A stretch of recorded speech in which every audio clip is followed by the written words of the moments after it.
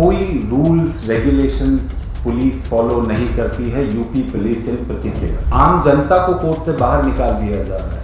अगर आप कानून के प्रावधान फॉलो कर रहे हैं तो ये क्या तरीका है? आप कोर्ट को क्या सीक्रेट बना रहे हैं? कोर्ट तो ओपन होता है। आज़ादी की लड़ाई में कैसी प्रोटेस्ट हो रही थी? महात्मा गांधी कैसी प्रोटेस्ट कर रहे थे? ये प्रोटेस्ट का क्रिमिनलाइजेशन कैसे है? हमारे जितने भी साथी आज कस्टडी में हैं, एक साथी ने कभी एक मर्तबा कहीं एक जगह कोई हिंसात्मक स्टेटमेंट नहीं दी। तो मैं ये कहना चाह रहा था कि कॉलिन साहब के बोलने के बाद बहुत कुछ ज़्यादा नहीं है जो हम ऐड कर सकते हैं, लेकिन एक बात ऐसी है कि हम आज के ज़माने में we are worse than we were under colonialism. कैसे? जो भी मैट्रिक्स हैं, पावर्टी इंडेक्स हो, हंगर इंडेक्स हो, प्रेस फ्रीडम इंडेक्स हो, सभी में देश नीचे जा रहा है। मिनिमम वेज लॉक है, मिनिमम वेज इंक्रीज ही नहीं हो रही है। हम सब जानते हैं कि 11,000 की मिनिमम वेज में कैसे कोई व्यक्ति खुद को और अपने परिवार को नोएडा में पाल सकता है। और हम ये भी जानते हैं कि अगर 11,000 कागज़ में है तो हाथ में शायद 5 या 6 ही हज़ार आ रहे होंगे। इस केस की अगर बात करें और जनरली कोई रूल्स रेगुलेशंस पुलिस फॉलो नहीं करती है, यूपी पुलिस इन पर्टिकुलर। और वो रूल रेगुलेशंस कहाँ हैं? वो रूल रेगुलेशंस हमारे कानून में हैं, बहुत सी जजमेंट्स में हैं सुप्रीम कोर्ट की। पहले तो जब अरेस्ट करने पुलिस आ रही है इन सभी जगहों पे तो कोई यूनिफॉर्म नहीं होती है, कोई आइडेंटिफिकेशन नहीं होती है। आप अपने घर में हैं, 10-12 लोग प्लेन क्लोथ्स में अंदर घुस गए हैं, वो आपको डरा रहे हैं, धमका रहे हैं, वो आपके किसी सवाल का जवाब नहीं दे रहे, आपको नहीं मालूम है।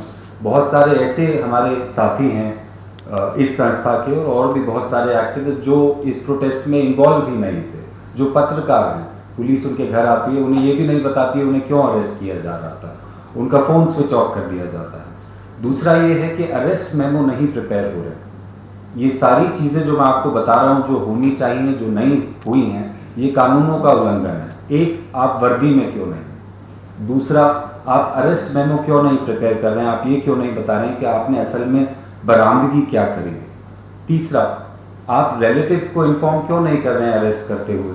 कोई भी इन्फॉर्म नहीं हो रहा है, कोई रिलेटिव्स को नहीं बताया जा रहा है कि इस व्यक्ति को हम कस्टडी में ले रहे हैं इस जुर्म में। चौथा, लॉयर्स को एक्सेस नहीं दिया जा रहा है। एक फंडामेंटल राइट ये है कि आपको अपने लॉयर्स से बात करने का मौका दिया जाएगा, क्योंकि तभी तो आप खुद को डिफेंड किए जाएंगे। तो चौथा ये है कि लॉयर्स को एक्सेस नहीं है। इनफैक्ट ऐसा भी हुआ कि लॉयर्स जो मिलने गए उन्हें भी कई घंटों के लिए डिटेन कर लिया गया और काफ़ी जद्दोजहद के बाद उन लॉयर्स को इनफॉर्मली छोड़ा गया, 5 घंटे 6 घंटे।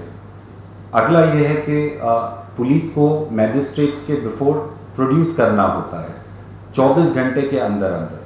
पुलिस कोई सूचना नहीं देती है कि मैजिस्ट्रेट साहब के पास कब उन्हें प्रोड्यूस करा जाएगा। आज करा जाएगा, लखनऊ में करा जाएगा, नोएडा में करा जाएगा, दिल्ली में करा जाएगा, तो पता ही नहीं। अगला ये है कि जो इंजरीज हैं उसका कोई नोट पुलिस नहीं बना रही है कि क्या इनके कोई चोट लगी थी जब आपने अरेस्ट किया, और जब मिलने जा रहे हैं, बातचीत हो रही है, तो हम देख रहे हैं उनके कई चोटें हैं। अगला ये कहा गया है कि जब आप किसी को अरेस्ट करते हैं और मैजिस्ट्रेट कोर्ट में प्रोड्यूस करते हैं तो आप रिमांड मांगते हैं। ये एकदम स्पष्टता से है भारतीय कानून में कि रिमांड देना कोई क्लैरिकल या मैकेनिकल काम नहीं है। कोर्ट को अपना दिमाग अप्लाई करना है कि भाई इस केस में रिमांड बनती भी है या नहीं। अब कोर्ट को अगर अपना दिमाग अप्लाई करना है तो लॉयर्स को आर्ग्यू करने का मौका मिलना चाहिए। हमें ये मौका मिलना चाहिए कि साहब जो हमारे क्लाइंट है उनको रिमांड में भेजने की ज़रूरत नहीं है। अब ये हम कैसे कहेंगे?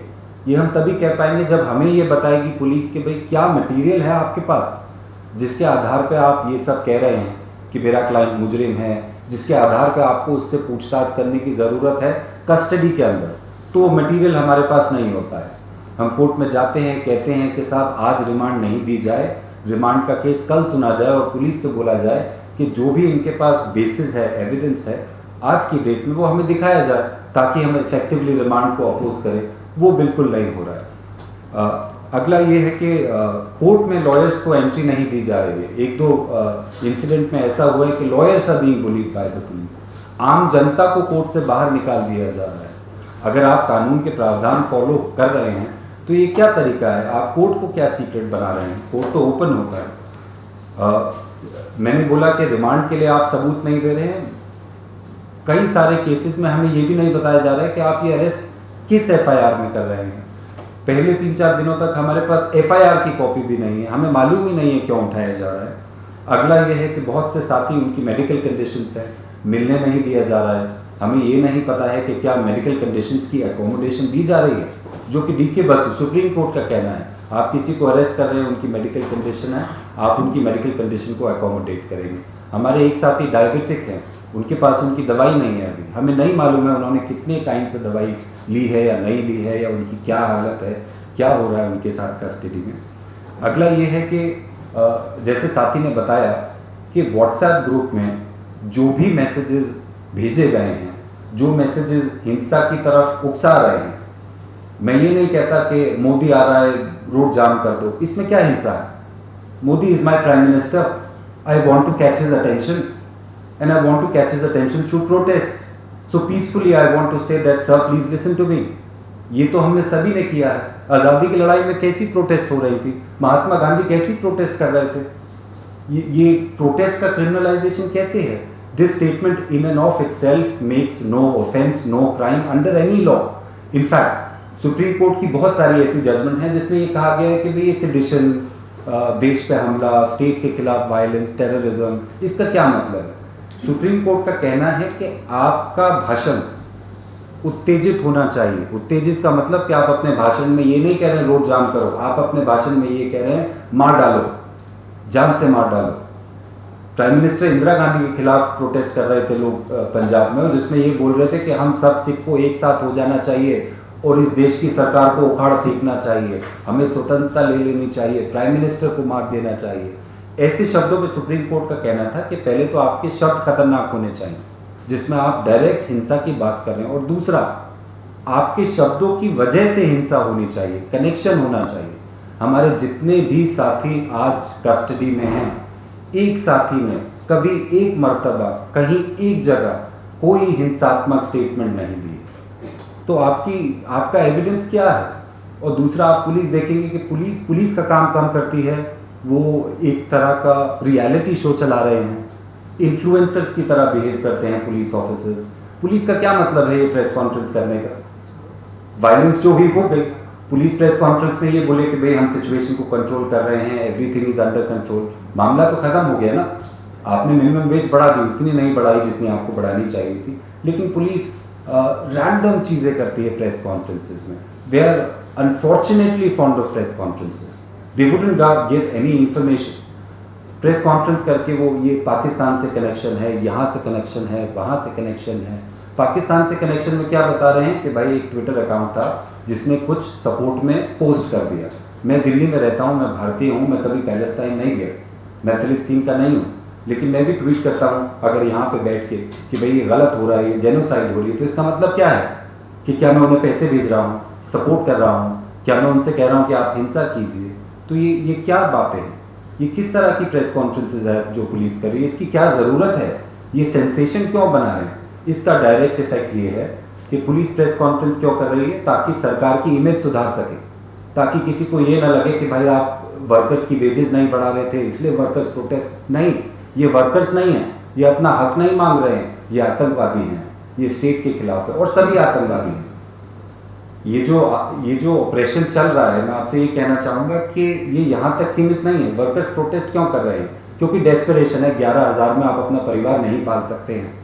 हम सभी डेस्परेशन में हैं। इकोनॉमी की क्या हालत है हम सबको मालूम है। अब जो सबसे ज़्यादा डेस्परेशन में है, जो वर्कर्स है, ग्राउंड पे है, वो ज़्यादा प्रोटेस्ट कर रहा है। हम अभी प्रोटेस्ट नहीं कर रहे हैं क्योंकि हमारी गाड़ी किसी तरह चल रही है, लेकिन उनके साथ देखिए आप क्या हो रहा है। कल को ये आग हम तक पहुँचे कि हम प्रोटेस्ट करेंगे, हमारे साथ भी ये होने वाला है। जो आज वर्कर्स के साथ हो रहा है, ये हम सब पे इल्ज़ाम लगाए जाएंगे। आप आर्टिकल लिखेंगे, आप प्रेस कॉन्फ्रेंस करेंगे, और ये हो रहा है। ये मैं कह भी क्यों रहा हूँ, ये ऐसा नहीं है कि भविष्य में होगा।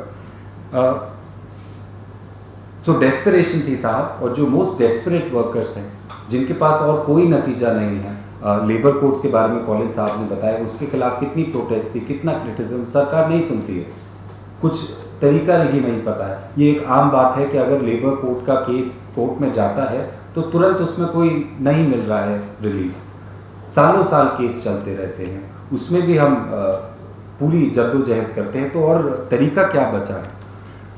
मैं आपसे ये भी कहना चाहूँगा कि आज उनका ऑपरेशन, कल हमारा ऑपरेशन। जो उनकी मिनिमम वेज है, अगर सरकार का ये कहना है कि 11,000 में कोई गरीब जिंदा रह सकता है, तो उनकी मिनिमम वेज हमारी मिनिमम वेज को डिटरमिन करेगी, आपकी और मेरी। हम इससे अलग नहीं, हम इससे दूर नहीं हैं। Threat to freedom and justice anywhere is a threat to freedom and justice everywhere.